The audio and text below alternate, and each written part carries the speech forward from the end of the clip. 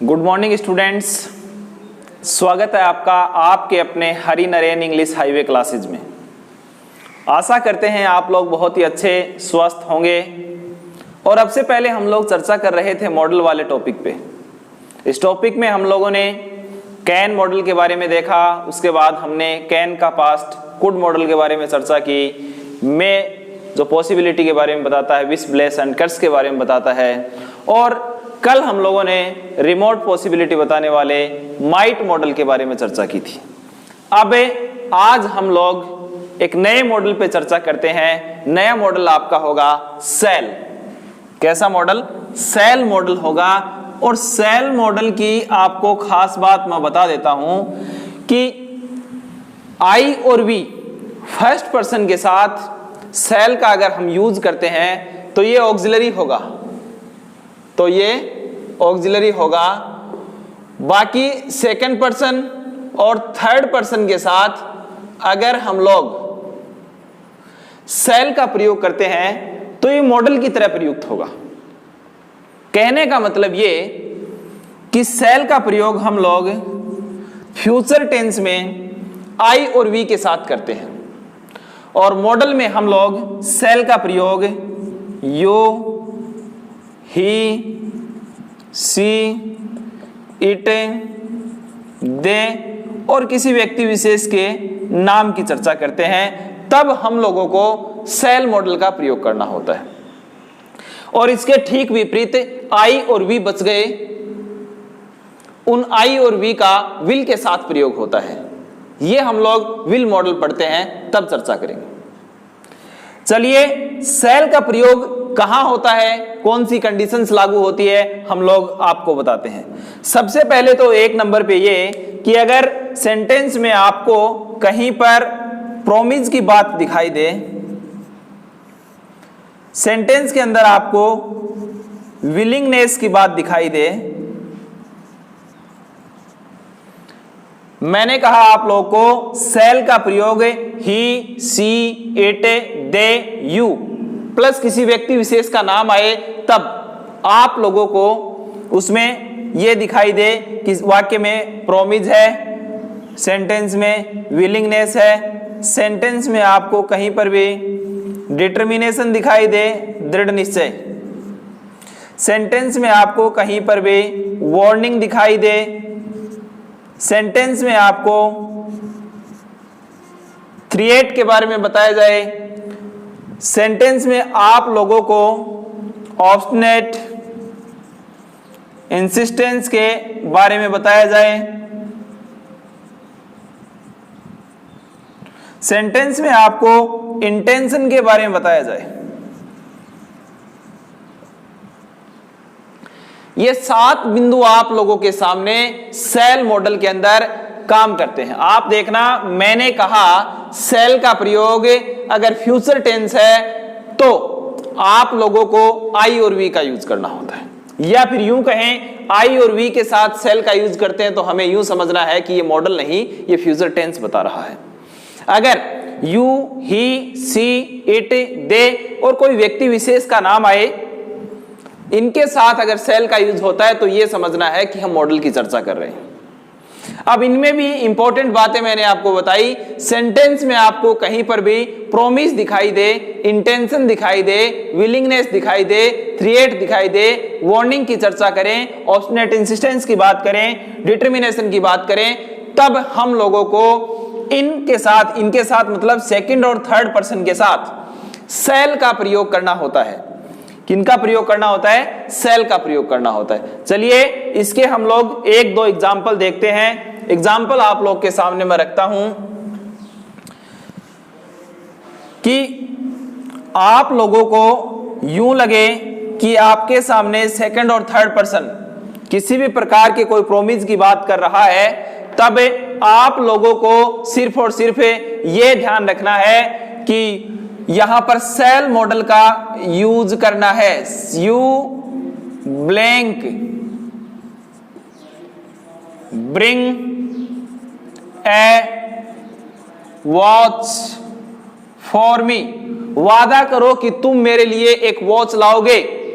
इसका मतलब प्रोमिज की बात चल रही है, इसका मतलब क्या है, प्रोमिज। और मैंने आपको बताया कि you, he, she, it sentence के सब्जेक्ट की बात कर रहे हैं हम लोग। अगर ये सब्जेक्ट सेकंड पर्सन या कोई थर्ड पर्सन होता है तब हम लोगों को किसका प्रयोग करना होता है, सेल का प्रयोग करना होता है। अगर जैसे ही ये सब्जेक्ट यहां से चेंज हुआ, आई और वी का यूज हुआ, तो याद रखना यहां से मॉडल भी चेंज होगा, फिर उनकी जगह हम लोग विल का यूज करेंगे। सेंटेंस आपके सामने है, you shall bring a watch for me.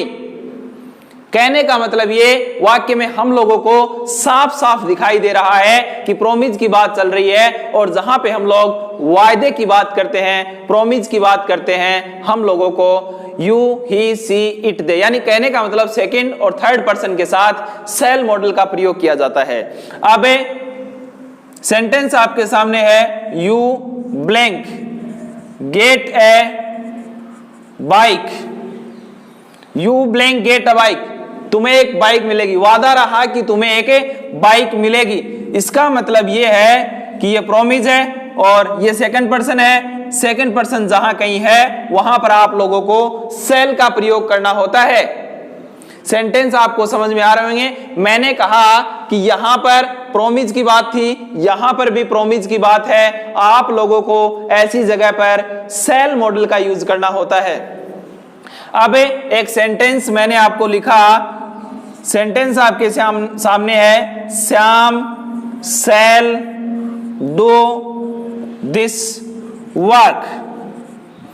Sentence आपके सामने, श्याम व्यक्ति विशेष का नाम है, शैल आएगा, क्यों आएगा, क्योंकि सेंटेंस के अंदर यहां पर डिटर्मिनेशन की बात दिखाई दे रही है। वह इस काम को करने के लिए दृढ़ निश्चयी है, तो सेंटेंस आपका होगा, Shyam shall do this work. Shyam इस काम को करेगा। इसका मतलब यह है कि यहां पर डिटर्मिनेशन की बात चल रही है। अब सेंटेंस मैंने आपको लिखा, they shall sell this house. They shall sell this house, एक सेल है, एक सेल बेचना है। तो इसका मतलब यह है कि उनका ऐसा इंटेंशन है, उनका ऐसा इरादा है कि वो इस घर को बेचेंगे। इसका मतलब है जहां पर प्रोमिस की बात है, डिटर्मिनेशन की बात है, इंटेंशन की बात हो रही है, वहां पर हम लोगों को सेल मॉडल का प्रयोग करना होता है। बात ध्यान में रखने लायक ये है कि यहाँ का जो सब्जेक्ट है वो या तो सेकंड पर्सन हो या थर्ड पर्सन हो या किसी व्यक्ति विशेष का नाम हो, तब हम लोग ऐसे सेंटेंसेस का यूज कर सकते हैं। अब मैं बात करता हूं एक और सेंटेंस की, जिसमें आपको साफ साफ दिखाई देगा कि ऑब्स्टिनेट इंसिस्टेंस क्या होता है। किसी व्यक्ति के द्वारा जिद करना ऑब्स्टिनेट इंसिस्टेंस कहलाता है। जैसे मैंने आपके सामने एक सेंटेंस लिखा, ही, सेंटेंस आपके सामने, he blank switch on the radio. कैसा सेंटेंस आपके सामने, he blank switch on the radio at full volume, at full volume. Sentence आपके सामने बहुत आसानी से समझने की कोशिश कीजिएगा। He blank switch on the radio at a full volume, at a full volume when everyone else, when everyone else wants to sleep, wants to sleep. यानी कहने का मतलब ये कि वह अपने रेडियो की आवाज को उस समय तेज करता है, पीक पर करता है, जब हर कोई सोने की चाह रखता हो या सोने के लिए बिस्तर पे जाता हो। ये उसका ऑब्स्टिनेट इंसिस्टेंस है, ये इसका ऑब्स्टिनेट इंसिस्टेंस है। जहां पे जिद की बात होती है वहां पर हम लोगों को यू सेकंड पर्सन और थर्ड पर्सन, ही थर्ड पर्सन है, थर्ड पर्सन के साथ सेल का प्रयोग किया जाता है। ये जिद की बात है, he shall switch on the radio at full volume when everyone else want to sleep. Sentence के ब्रैकेट में आपके सामने लिखा है ऑब्स्टिनेट इंसिस्टेंस, और जहां कहीं पर भी हम लोग ऑब्स्टिनेट इंसिस्टेंस की बात करते हैं वहां पर हम लोग को सेकंड और थर्ड पर्सन के साथ सेल मॉडल का प्रयोग करना होता है। अब सेंटेंस में आप देखना कि आपके सामने मैंने एक सेंटेंस लिखा था, he shall buy a car, willingness, he shall buy a car, वह कार खरीदेगा, इसका मतलब यह है उसकी इच्छा है। तो जहां कहीं पर भी विलिंगनेस की बात होती है वहां पर भी हम लोगों को थर्ड और सेकंड पर्सन के साथ सेल का प्रयोग करना होता है। बाकी जो बचे हैं उनके साथ हम लोग को विल का यूज करना होता है। विल का यूज हम लोग अगले वीडियो में देखेंगे, लेकिन इससे पहले इन चीजों को क्लियर करना जरूरी है। मैंने आप लोग को बताया था कि सेल का प्रयोग सेकंड और थर्ड पर्सन के साथ जहां कहीं पर भी आपको प्रोमिस की बात दिखाई दे, विलिंगनेस की बात दिखाई दे, थ्रेट की बात दिखाई दे, वार्निंग की बात दिखाई दे, तब आप लोगों को सेल मॉडल का प्रयोग करना होता है। जैसे मैं आपके सामने एक और सेंटेंस लिखूं, हे, आपके सामने एक सेंटेंस है, he shall be punished, he shall be, sentence आपके सामने, हे सेल बी पनिश्ड। देखिएगा वही बात है, कौन सा पर्सन है, थर्ड पर्सन ही है, इसके साथ आप लोग को सेल मॉडल का प्रयोग करना होता है। आपके सामने सेंटेंस लिखा हुआ है, ही shall be punished if he comes late। कैसा sentence, if he comes late, इसका मतलब है इस सेंटेंस में आप देख रहे होंगे वार्निंग है, चेतावनी दी जा रही है, अगर वह लेट आता है तो उसे सजा दी जाएगी। he shall be punished if he comes late। ऐसे ऐसे सेंटेंस आप लोग को सेल के साथ यूज करने होते हैं। अब नंबर 2 पे मैं एक और सेंटेंस आपको थ्रेट का बता देता हूं। थ्रेट का मतलब क्या है, धमकी देना। अगर ऐसा सेंटेंस जिसका मीनिंग आपको यूं लगे कि वहां पे थ्रेट की बात हो रही है, धमकी की बात हो रही है, तो आप लोगों को सेल मॉडल का यूज करना होता है। सेंटेंस आपके सामने मैं लिख सकता हूं, एनीवन फाउंड गिल्टी। इसके अंदर एक बात और ध्यान रखना, इफ हाइड है, anyone found guilty shall be shot dead. Sentence आपके सामने है, एनीवन फाउंड गिल्टी। सेंटेंस आपके सामने क्या है, anyone found guilty shall be shot dead. ये थ्रेट है, ये धमकी की बात हो रही है। अगर कोई भी व्यक्ति दोषी पाया जाता है तो शॉट डेड। तो ऐसे मॉडल में मैंने आप लोग को बताया एनीवन, ये कोई थर्ड पर्सन की बात है, तब हम लोगों को छोड़ के आई और वी को किसी की बात करते हैं तो हम लोग को सेल मॉडल का यूज करना होता है। तो anyone found guilty shall be shot dead. एक नंबर पे मैंने आप लोग को ये 7 बातें बताई है। 7 बातों में मैंने आपको बताया कि सेंटेंस में आपके सामने कहीं पर भी प्रोमिस की बात होती है, सेल का यूज करोगे सेकंड और थर्ड पर्सन के साथ। ये जो भी नाम बता रहा हूं सेकंड और थर्ड पर्सन के साथ लागू होते हैं। प्रोमिस की बात करते हैं, सेल का यूज। इंटेंशन की बात करते हैं, सेल का यूज। डिटर्मिनेशन की बात करते हैं, सेल का यूज होगा। विलिंगनेस की बात करते हैं, सेल का यूज होगा। अब वार्निंग की बात करते हैं, सेल का यूज होगा। थ्रेट की बात करते हैं, सेल का यूज होगा। और ऑब्स्टिनेट इंसिस्टेंस की बात करते हैं तो भी हम लोग सेल का यूज करते हैं। नंबर 2 पे हम लोग आपसे चर्चा करते हैं कि सेल का यूज लीगल फील्ड में भी किया जाता है।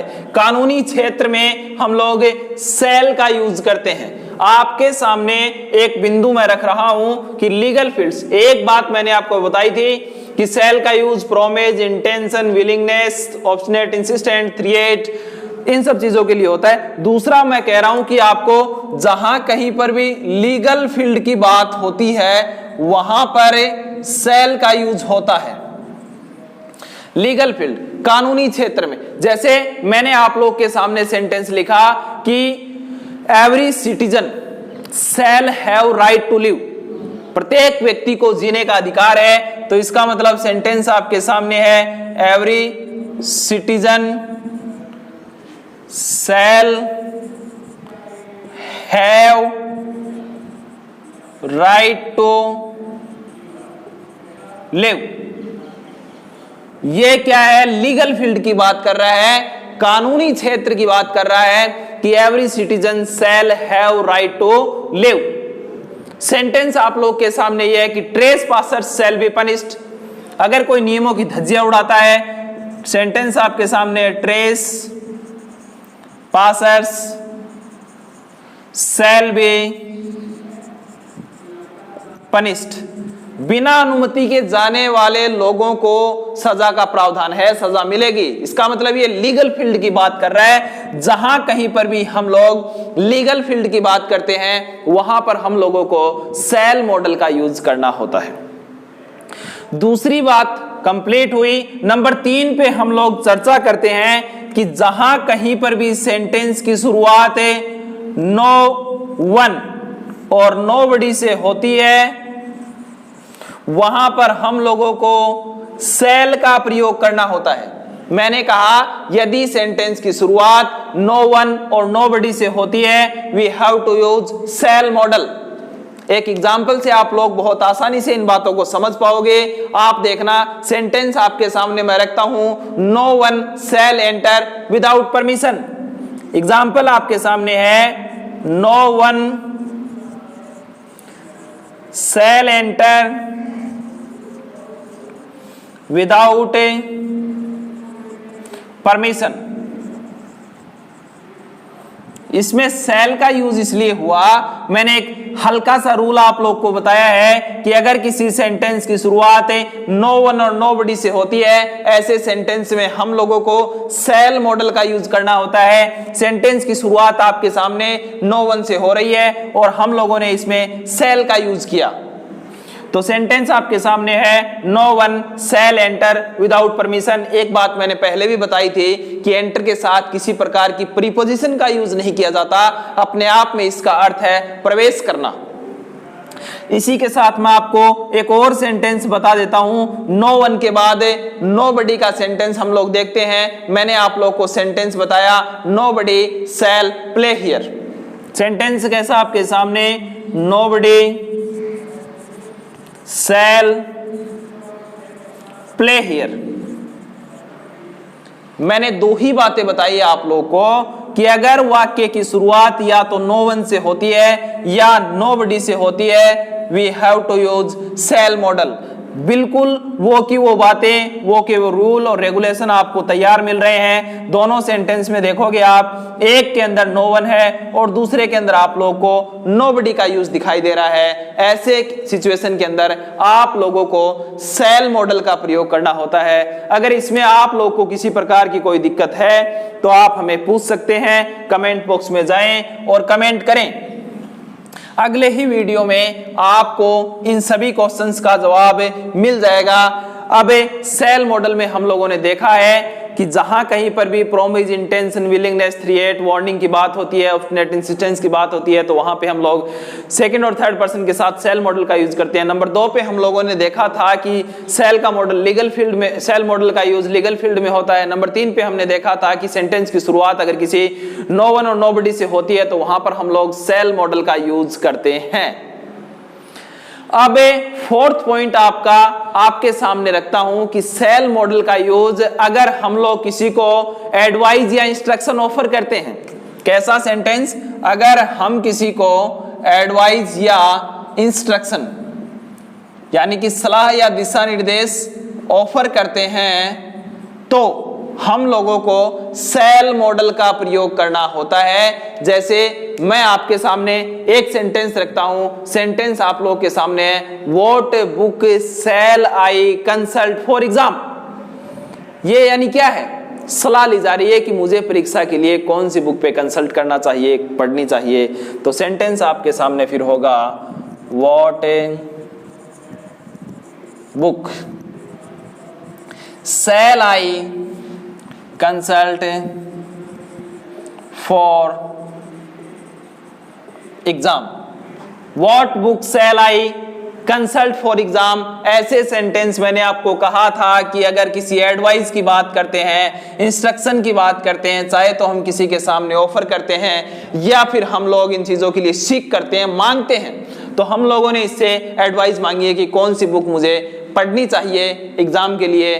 तब ऐसी सिचुएशन में हम लोग को और सेल मॉडल का प्रयोग करना होता है। ये तमाम बातें सेल मॉडल की आपके सामने कंप्लीट हो चुकी है। आप लोग लगातार ऐसे ही हमारे साथ जुड़े रहें और वीडियोज को लाइक शेयर एंड सब्सक्राइब करते रहिए। अपना बहुत ख्याल रखिएगा। Thank you very much. Thanks a lot.